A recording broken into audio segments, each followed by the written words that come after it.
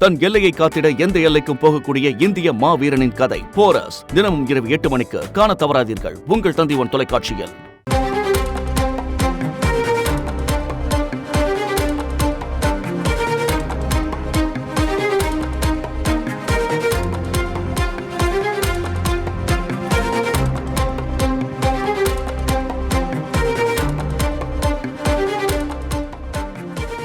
நாடாளுமன்ற தேர்தல் வாக்கு எண்ணிக்கையில் தமிழகத்திற்கு நியமனம் செய்யப்பட்ட பார்வையாளர்கள் தொடர்பான பணிகளை ஒருங்கிணைக்க 2 நோடல் அதிகாரிகள் நியமனம் செய்யப்பட்டுள்ளனர். இது பற்றின கூடுதல் விவரங்களோடு செய்தியாளர் பாஸ்கர் இணைகிறார். பாஸ்கர், வணக்கம். இதன் கூடுதல் விவரங்களை பதிவு செய்யலாம்.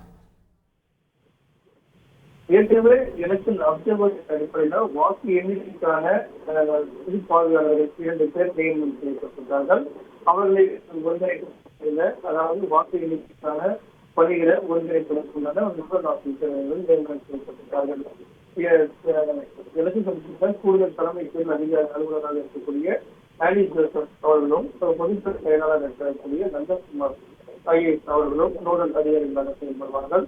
இவர்கள் இருவருமே பார்வையாளர்களுக்கு தொடர்பான பணிகளை ஒருங்கிணைத்து வாக்கு எண்ணிக்கையில் விதமான பிரச்சனைகள் எளிதாக வாக்கு எண்ணிக்கை நடைபெறுவதற்கு உண்டான சூழ்நிலையை உருவாக்கி தருவார்கள். வாக்கு எண்ணிக்கை மையம் அலுவலகம் மற்றும் பணியாளர்களோடு இணைந்து கண்காணிப்பு பணியில பொதுப்பார்வையாளர்கள் ஈடுபடுவார்கள். அவர்களுக்கு உதவியாக நோடல் ஆபீசர் என்ற அடிப்படையில ஒருங்கிணைப்பு பணிகளை இந்த 2 அதிகாரிகளும் மேற்கொள்வார்கள். அந்த வகையில தேர்தல் ஆணையத்தின் மூலமாக ஒவ்வொரு மாநிலத்திலும் நோடல் ஆபீசர்கள் நியமிக்கப்பட்டு வருகிறார்கள். அந்த வகையில இந்த அறிவிப்பும் தற்போது தேர்தல் தொடர்பாக வெளியிடப்பட்டிருக்கிறது.